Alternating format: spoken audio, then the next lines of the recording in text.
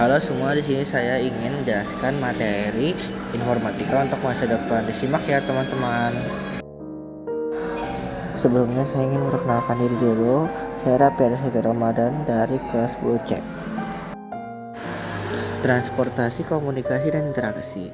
Informatika memfasilitasi komunikasi instan dan global melalui berbagai platform. Di masa depan, kita dapat mengharapkan interaksi yang lebih imersif dan terintegrasi, mungkin melalui realitas virtual VR dan realitas tertambah AR yang semakin canggih.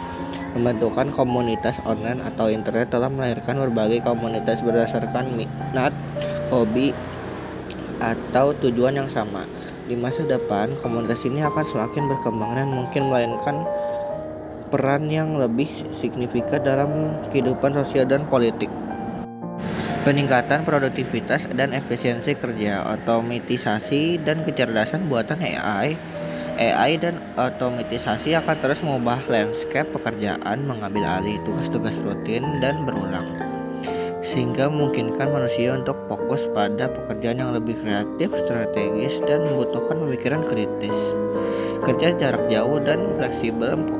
Informatika memungkinkan model kerja jarak jauh, remote working, dan fleksibel menjadi semakin umum, mengubah struktur organisasi dan memberikan lebih banyak otonomi kepada pekerja.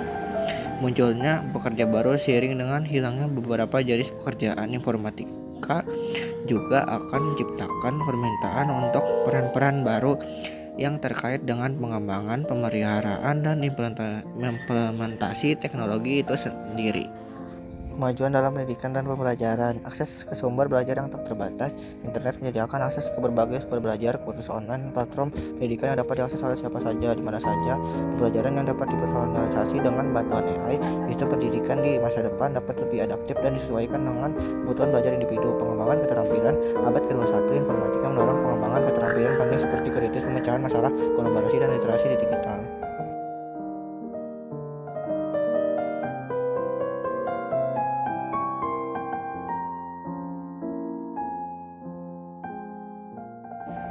Yang selanjutnya yaitu dampak pada ekonomi dan bisnis. E-commerce dan pasar digital, yang berarti informatika telah mengubah cara bisnis beroperasi dengan munculnya platform e-commerce dan pasar digital yang memungkinkan transaksi global. Yang kedua yaitu analisis data untuk pengambilan keputusan bisnis. Perusahaan semakin mengandalkan analisis data untuk memahami pelanggan, tren pasar, dan mengoptimalkan operasi bisnis mereka. Dan selanjutnya ada kolaborasi bisnis global. Dengan ini perusahaan dapat mencegah dampak-dampak yang akan menghambat beroperasinya lintas negara dan bekerja dengan mitra di berbagai tempat, meningkatnya efisiensi dan keuntungan. Dan kesimpulan di akhir materi ini yaitu masa depan akan semakin didominasi oleh informatika. Dampak sosialnya sangat luas dan memiliki potensi yang membawa kemajuan besar dalam berbagai aspek kehidupan. Namun penting bagi kita untuk memahami dan mengatasi tantangan yang muncul agar teknologi ini dapat dimanfaatkan secara bertanggung jawab dan inklusif untuk kebaikan bersama. Pendidikan, regulasi yang tepat, dan kesadaran etis yang memainkan peran kunci dalam membentuk masa depan informatika dan dampak pada masyarakat. Demikian tentang materi informatika untuk masa depan kali ini. Terima kasih.